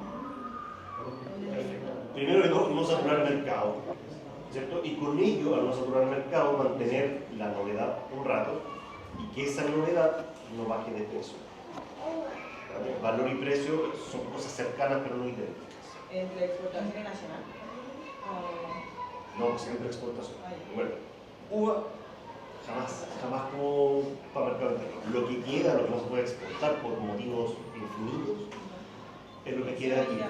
Sí, no es que sea mala uva, en realidad, pero en rigor el porcentaje que queda pensado para el mercado nacional es realmente muy bajo. Profe, ¿cuál era la variedad que tenía la semilla grande? ¿La Thompson? No, la que tiene semillas, que es rojita, es la Red Globe. La mayoría del resto de las variedades de mesa han sido seleccionadas porque no tienen semillas, en general. Que tienen un gráfico interesante respecto de variedades, donde se comparan las más importantes. Bueno, el desempeño de Red Globe, por ejemplo, que tuvo un boom importante también. Y se compara con las variedades nuevas. Evidentemente, el porcentaje de variedades nuevas ha ido creciendo. Esa es la tendencia. ¿Ya? Y una tendencia que se ha mantenido. Los últimos catálogos que existen, de hecho, hablan de ello. Hablan de un incremento importante en la superficie plantada de estas variedades nuevas. ¿Por qué? Porque son más atractivas económicamente. Si bien es cierto, implican que yo, el productor de esa uva, tengo que pagar un royalty. Eventualmente eso se ve compensado por las ganancias, quizás un poco más atractivas, por la mejor calidad en la sobrevida. Vale, acá tienen, esta es una idea del 2022 al 2023, son los datos más o menos recientes que hay, siempre esto va bien desfasado, como 2 años de desfase. Eso es lo que tenemos plantado, aproximadamente ronda las 40.000 hectáreas. ¿Se acuerdan un poquito de los datos de la uva vinífera? Que eran como 126.000. Pero nada, pues es súper poquito. ¿Ya? Y eso tiene mucho que ver también con el tipo de mercado al que estamos apostando. ¿Ya? Un mercado harto más volumétrico. Apostamos en general. Se escogen las variedades que tienen un mayor valor de mercado. Variedades que están más arriba son las variedades que para el 2019, según ODEPA, eran las que más se plantaban, como más plantadas había. Thompson, Red Globe, Crimson, Flame. Hasta ahí variedades tradicionales. Inco Superior también es como medio tradicional, Autumn Royal también, Allison Arra, todas las arras, usualmente, Rally, Cressy, un montón. Esas sí son variedades un poquito más nuevas, no podemos decir que son tan nuevas tampoco. Dependiendo del mercado al que se quiere exportar la fruta, es el tipo de fruta que se debe enviar. No todos los mercados les gusta la fruta negra, no todos los mercados les gusta la fruta verde más ácida, por tanto, es variable. Dependiendo del mercado, entonces, es la paleta de colores que escogemos. No es lo mismo, ahora si pensamos en mercados asiáticos, no es lo mismo exportar a China que a Japón. Y no es lo mismo exportar a China que a Estados Unidos.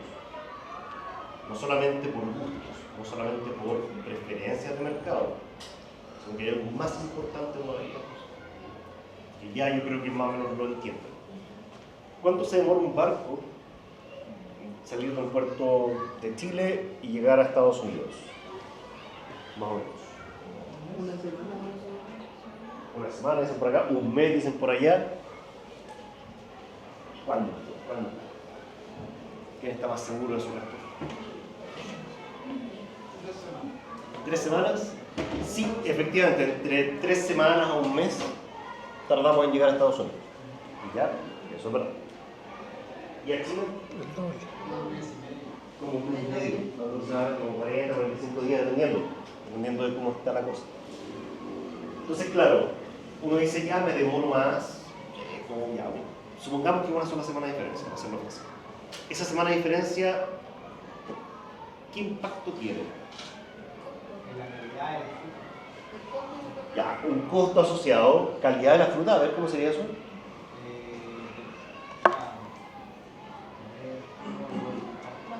La energía que se va a consumir en mantener la calidad de la fruta va a ser mayor, por ende va a ser mayor también. Ya, pero ahí nos saltamos la parte de la calidad. O el costo de mantención. El costo de transporte es mayor, estamos de acuerdo, porque en el fondo tiene que ver con el kilometraje. Es como un taxi de aquí a la Plaza Puente o de aquí a Las Condes. Es distinto. Y el mismo taxi. Y las condiciones y las condiciones de la fruta. Eso impacta, bueno, toda fruta debe enviarse en una condición controlada. Esa condición controlada al menos implica el uso de sistemas de refrigeración, ¿o no? Sí, si no se deshidrata la fruta, y no solo eso, sino que también se activan los inóculos de varios hongos y se acabó la fruta. Y ahí está el tema. Yo no puedo enviar a China, por ejemplo, una fruta con piernas cortas. Una fruta que no va a ser capaz de aguantar esos 40, pongámosle 50 días hasta que la persona lo compró en el supermercado, porque al final, claro, llega a destino, lo sacan del barco, va al supermercado, tienen que comprarlo todavía. ¿Sí? No es como que llega y ya, listo. Desapareció. No, la fruta tiene que aguantar en el supermercado hasta que la compren. Bueno, dicho esto entonces, claro, la calidad de la fruta que nosotros enviamos a China es distinta a la que enviamos a Estados Unidos o la que enviamos a México, que nos está tan lejos. ¿Cierto? Y eso tiene que ver con los manejos que tenemos que realizar y que podemos realizar eventualmente. Acá hay una distribución interesante. Hay una distribución importante de las variedades nuevas o cómo han ido creciendo las variedades nuevas dependiendo de la región. Quizás no lo alcanzan a ver mucho, pero va desde Atacama hasta O'Higgins, el Maule, claro todavía, porque en realidad es muy poquito lo que se hace. Ahí, en esas regiones, es donde se mueve la producción de uva de mesa. ¿Vale? No más al norte, ni más al sur de O'Higgins. Ahí está. Ya, la parte norte del Maule sí, ya. No les voy a mentir, sí. Pero hasta ahí llegamos. ¿Y por qué? ¿Por qué creen ustedes que existe esta distribución regional? Y no producimos como las lechugas. Porque, El clima. o sea, hasta el Maule, ¿no? ¿Clima? ¿Todos de acuerdo con el clima? La variable de la fruta Suelo, ¿qué pasa con el suelo? es distinto, empieza a ser distinto hacia el sur y hacia el sur. Ya, es súper difícil hablar del suelo como una cosa súper uniforme, pero entenderemos que, claro, las limitantes de, por ejemplo, salinidad son súper altas hacia acá. Ya, de hecho, Coquimbo, Atacama son difíciles, pero igual tenemos fruta ahí. Lo que más pega es el clima. ¿Vale? Normalmente, uno como vendedor tiene un mayor precio para el producto que está vendiendo en la medida en la que llega temprano al mercado de destino. Primor. Los primores, como se conocen efectivamente. Ya, mientras más temprano llego al mercado, puede ser el mercado de las mascarillas en pandemia, al principio eran caras, después mandaba patadas por las mascarillas porque había muchas mascarillas y el precio disminuyó. Misma historia con la fruta, funciona igual, exactamente igual. Esto lo tienen que haber hablado, igual yo creo, en frutales, ¿no? Al principio se obtienen los mejores precios, después bajan los precios, después al final de la temporada vuelven a subir los temas netamente de disponibilidad, oferta, demanda. Entonces, claro, en Chile funcionaba bien el tema de los primores, súper bien. De hecho, el boom de la uva estaba acá, en Atacama y Coquimbo, ya en la región de Coquimbo en particular. Se vivió esos años dorados cultivando fruta y exportando uva. Sin embargo, aparece Perú hace algunos años atrás, súper fuerte, con una competencia súper potente, muy técnica, con alta calidad, por lo tanto compite fuertemente con nosotros, especialmente por aquellos periodos en los cuales todavía no había fruta en el mercado. Así que la historia de los primores en Chile se acabó. No podemos competir contra eso, es imposible. Por tanto, a lo que nos hemos dedicado es a explorar otros espacios de mercado. Ya quizás no la fruta temprana. Ahí tienen nuevamente la cantidad de kilogramos, para que se hagan una idea, de algunas variedades. Fíjense que las que la llevaban históricamente eran estas, hoy por hoy están bastante por debajo, al menos de las previas de exportación que tenemos disponibles. Esta tablita muestra cuál es la distribución en términos de variedades protegidas de las tradicionales para Chile, Perú y otro competidor un poco más pequeño quizás para nosotros, Sudáfrica. ¿Vale? Estamos bien atrás, somos muy conservadores todavía respecto de lo que queremos producir. Y eso tiene que ver con no atreverse, en realidad, a hacer pequeños ensayos, que es cierto, hay un costo asociado, pero no nos van a seguir comprando a todos los sitios, que es lo que más plantado hubo en algún momento. Por tanto, hay que pensar ya qué hacer. Y ese pensar qué hacer debió haberse pensado harto antes, cuando notaron la tendencia de la aparición de estas variedades nuevas. Por tanto, nuestro mercado productor de uva de exportación lleva atrasado algo así como cerca de 10 años, si lo comparamos. ¿Cómo qué puede variar la diferenciación en el mercado? ¿Cuáles pueden ser los factores de un antes y un después para la diferenciación de cierta o no? ¿Cómo poder leer eso? ¿Qué me indica? ¿Qué factores uno se tiene que dar cuenta para estar como pasar? Ya, eso es súper importante. Lo que uno siempre cuando está vendiendo cosas, tiene que saber qué está vendiendo el otro. Siempre. Eso es fácil de saber, es relativamente sencillo. De hecho, cuando uno exporta, como exportadora, la empresa exportadora tiene contrapartes afuera. Y esa exploración de mercado tiene que hacerse. Pero ya, obtengo la información y veo que todos mis competidores están empezando a traer variedades nuevas. Ya sí, a algunos les va bien, a algunos les va bien, pero esa información tengo que tomarla y usarla. Y ver qué es lo que está pasando, o qué es lo que ha pasado en esos mercados que nos ha llevado a tratar con variedades nuevas. Eso no se hace, o no se hizo durante mucho rato. Y seguimos con la idea de que ya, si llegamos temprano, al final llegar temprano al mercado es lo que nos salva. Y no, ya vimos que no. Ya vimos que Perú llega antes porque sí, porque Perú está más al norte, obvio. Y contra eso no se puede. Entonces, ¿qué tienes que hacer? Ya, chuta, parece que nos equivocamos, vamos como, nos escribimos el cuento y no miramos en realidad los datos que estábamos obteniendo. Eso falta. Leer al competidor. Al final es eso. Es un mercado súper competitivo. Pero no sé si ahondar un poco más en esto, en realidad, de variedades en específico, de las variedades tradicionales y de las variedades nuevas, vamos a hablar de varias formas durante la segunda unidad especialmente. Pero comentarles que en general las variedades negras tradicionales son las que abundan menos y siguen bajando aún más en participación. Y eso tiene que ver mucho con preferencias de mercado. Si una variedad que tiene semilla, no me gusta. Si una variedad que tiene una piel muy áspera, o muy astringente, muy amarga, tampoco me gusta. Bueno, la gracia de las variedades negras nuevas, no sé si han visto una que es bien alargadita, me parece como de mentira. La Sweet Sapphire, exactamente, la Sapphire. Una variedad que podemos encontrar en la feria, ojo, los descartes de exportación llegan a la feria. Y anda muy bien, tiene una muy buena recepción en el mercado porque es llamativa, tiene muy buen sabor, tiene muy buena sobrevida. Porque ustedes la dejan, no se pudre, pero mucho rato, no porque esté bañada necesariamente en un montón de fungicidas, sino que en realidad tiene una piel así súper dura, muy crocante, con todo lo que se busca en variedades nuevas. Ya que estábamos hablando de mercado, este gráfico precisamente muestra eso, muestra los volúmenes de llegada a Estados Unidos. Esto es Perú. ¿Cuál? Amarillo Amarillo. es el volumen que exporta Perú a Estados Unidos, las llegadas a Estados Unidos. Y lo que está por abajo, en rojo, es Chile. Ese desfase tenemos. Bueno, ese desfase en realidad, si lo piensan como estadísticamente significativo. Un montón, cada una de estas son semanas. O sea, nosotros llegamos a la semana 52 y a la 45. Un montón de tiempo antes contra eso. Aplaudir, simplemente. Sí, porque en el fondo son capaces de llegar bien, con buena fruta, antes que nosotros y ya está. ¿Qué se va a hacer? Hacia el final tenemos como competencia, entre comillas, a México y llegando más tarde cuando en realidad nosotros ya no tenemos fruta.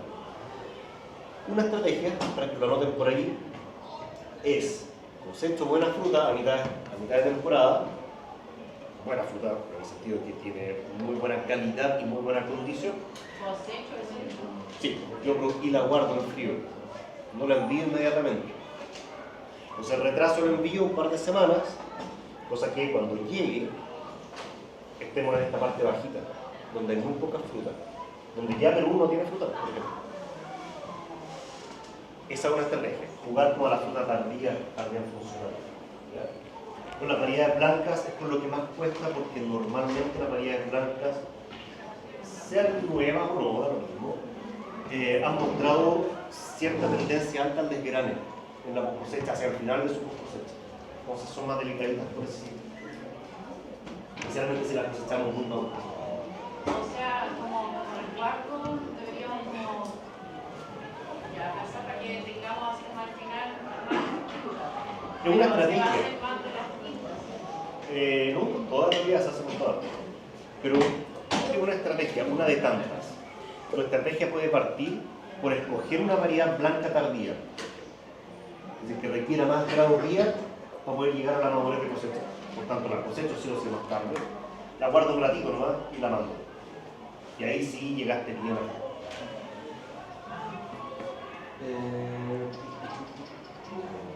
Pero esto es un poquito el específico, como el zoom in de lo que hace Perú y lo que hace Chile respecto a las exportaciones a Estados Unidos.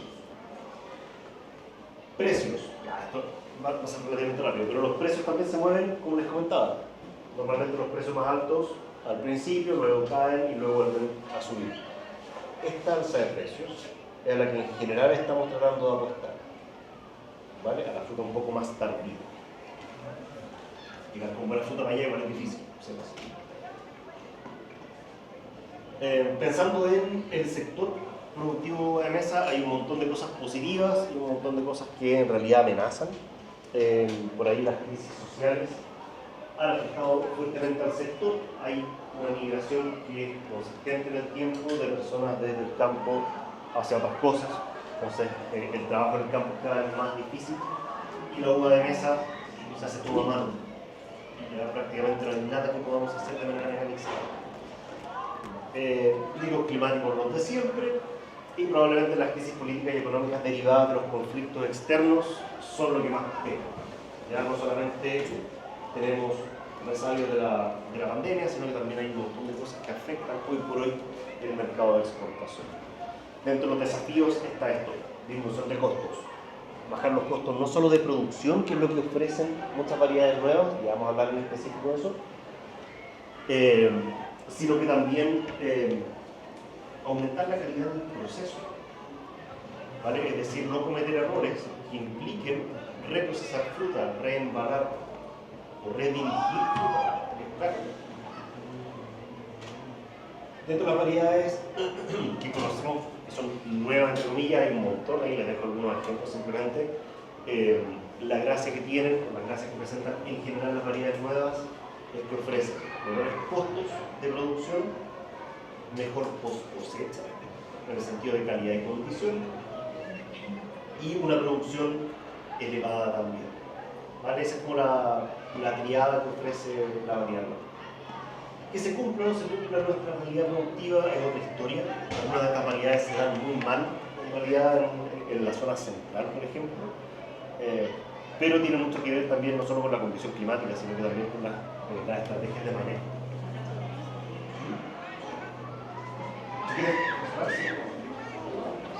Nos asfixiamos un ratito, pero...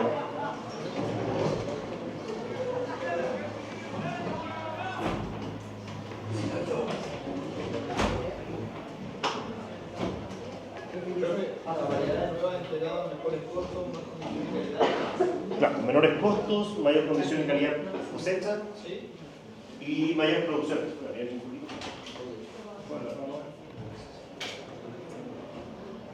Puede ser cosas que se sonar el piquito, eso. Ya, vamos rápidamente con variedades negras. También hay un montón, por ahí dejé un ejemplo de la India Grey One, que es una variedad desarrollada acá en Chile, como la única que hay. Variedades rojas también, ahí está Crisi, Allison, Carlota, son variedades que ya llevan un rato y han funcionado bastante bien. ¿Qué se espera de una variedad nueva? Ahí está, era lo que les comentaba.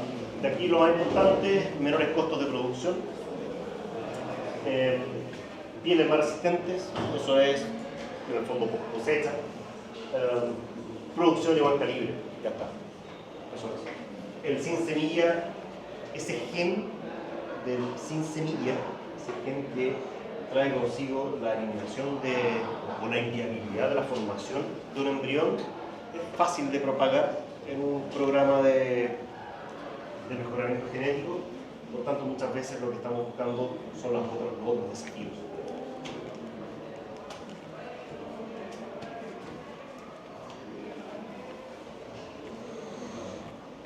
Vale, vamos a ir rápidamente para lo que, o sea, antes de continuar.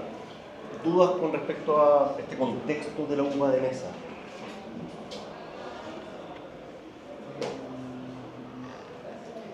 Es decir, todo lo que mostró fueron solamente las uvas de mesa. Solo uva de mesa. Ahora nos vamos a mostrar la vinificación. La uva vinífera, que les digo pasar un poquito más rápido porque igual la mayoría de ustedes lo vio el semestre pasado, así que vamos a ver como por los tópicos más relevantes. Ya. Catastro vitivinícola, esto es lo más fresquito que tenemos, como decía, siempre tiene un desfase como de 2 años o 3 años incluso, dependiendo de cuánto lo veamos, el 2023. Sirve para lo que necesitamos. Variedades viníferas, separadas de las pisqueras, 124.000 de las viníferas, de un total de 133.000, casi 700. ¿Dónde se concentra la producción? Maule. Eso sí, igual. Segundo lugar, O'Higgins. Tercer lugar, ¿dónde está? Empieza con Ñuble. Ñuble, exactamente. Y en cuarto lugar, Valparaíso. se ha más o menos mantenido, fíjense la metropolitana, 9.000 y fracción. Las pisqueras, habíamos hablado también ayer que una de las aristas de producción es la uva de exportación. Otra arista de producción, uva para vinificación. Y también está la uva pisquera. Pero la uva pisquera está supeditada al decreto 521, que es el decreto de denominación de origen pisco, que establece que solo se puede producir en esas dos regiones. Fíjense que la diferencia entre una y otra es alta. La cantidad de uva vinífera, la uva pisquera que está plantado por hoy en Coquimbo es algo inferior a lo que había en años anteriores, pese a que tenemos un mercado interno, que es el mercado más potente del pisco gigante. Es decir, prácticamente todo el pisco que se produce en Chile se consume en Chile. Pese a ello, la competencia con otras bebidas alcohólicas pega y pega fuerte, y eso ha implicado también que el negocio del pisco vaya decayendo progresivamente, ¿ya? Junto con la revalorización del suelo y un montón de otras cosas que también le pegan a la agricultura en general. Si dividimos entre blancas y tintas, ya por ustedes es súper sabido que hay más tintas que blancas en la mayoría de las regiones. Funciona así, 90.000 versus 33.000. Es grande la diferencia. Fíjense que todavía se mantienen diferencias interesantes desde la perspectiva del análisis que vamos a tener que realizar. Valparaíso, 5.000 hectáreas de blancas, 2.800 de tintas. ¿Será por algo? ¿Será porque la región de Valparaíso climáticamente funciona mejor? Sí, por supuesto, temperaturas más bajitas y más estables también durante la maduración favorecen la acidez, por ejemplo, de las variedades blancas, ¿vale? Por tanto, vamos a ver esta tendencia aquí y probablemente en Coquimbo todavía se mantenga, dicho y hecho todavía se mantiene. En general, en todas las otras regiones es a la inversa, más tintas que blancas, ¿ya? Independiente de que haya zonas costeras, etc. Entonces, la región de O'Higgins, claro que tiene blanca, no solamente hacia adentro, sino también hacia la costa. Pero evidentemente esta distribución es más marcada en una región. Evolución histórica de la superficie plantada. ¿Qué me pueden decir? Solo mirando el gráfico, años abajo, esto es hectáreas plantadas. Va disminuyendo, ¿cierto? Desde el 2019 en adelante aparentemente hay una tendencia marcadita, una línea de tendencia, va bajando, sí, progresivamente. De hecho, si tiramos la línea de más atrás, probablemente notaremos que el 2014 es el último buen año para el incremento de la superficie plantada. De ahí viene bajando. ¿Y por qué? ¿Por qué creen ustedes que ha ido bajando? Sí, eso le iba a preguntar. Sobrepoblación, mano de obra, No es y algún rentable. mercado de producción tan atractivo que No. sequía. Cerramos todo eso y lo vamos revisando uno por uno. Todo está natural. Efectivamente, hay un montón, un millón de factores que están afectando la dinámica de producción de uva para vinificación. Sin embargo, esas son puras variables internas, si pudiésemos decir. ¿Cierto? Hablando de mano de obra, ya depende del mercado interno de la mano de obra. Si hablamos de sequía, es un factor interno, ya global, pero interno. Sin embargo, la producción de uva para vinificación es el primer paso hacia la producción del vino. El vino es el negocio que más pesa económicamente hablando. Porque esto es solo una uva. Acá se produjo la uva. Esa uva tiene que transformarse en vino y el vino es el que se vende con un valor agregado importante. Está en la materia prima, simplemente. Digo simplemente, no con un ánimo de desmerecer para nada. Si nos vamos al régimen hídrico, tenemos riego como la principal estrategia. Tenemos secano, que para los que no están familiarizados con el término es una condición en la que no se riega la uva, y vega, que es una condición donde hay mucha agua en el suelo, que es una condición donde la nava probablemente está muy cerca de la superficie o hay una especie de movimiento hidráulico desde un deshielo de manera continua, son como el Piedmont muchas veces de la cordillera, y vemos que hay mucha saturación de agua. Por eso la proporción de hectáreas plantadas bajo esas condiciones mínimas, porque a las vides, ya lo han visto, no les gusta el anegamiento. Secano lo vamos a ver fundamentalmente en Ñuble y Maule. ¿Por qué dirán ustedes? Porque ahí llueve durante el verano. Si nosotros se nos ocurre tener secano acá en la región metropolitana, eso, créanme que no va a funcionar. Respecto de sistemas de conducción, hay dos sistemas de conducción importantísimos, que son las espalderas, ya la que conocieron en Pirkin, conocen de hecho, pueden ser altas o bajas, si las suman da como 90.000 hectáreas. Parrón español, solo para vinícola. Y cabeza, ¿dónde está la cabeza? ¿Ya?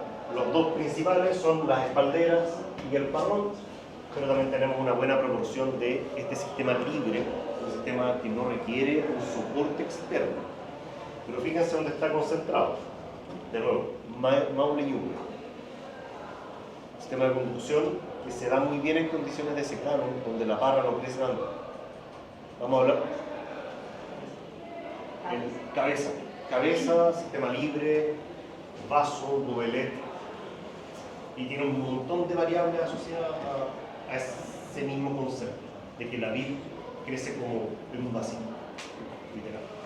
En cambio, en el parrón y en las espalderas tú utilizas sistemas de soporte, los alambres, los postes, y lo vamos a conversar también en detalle. Variedades más plantadas implican que la producción de vino también va a estar relacionada a eso. En las variedades tintas tenemos Cabernet Sauvignon, seguida por Merlot todavía, y en tercer lugar País, para que lo tengan claro.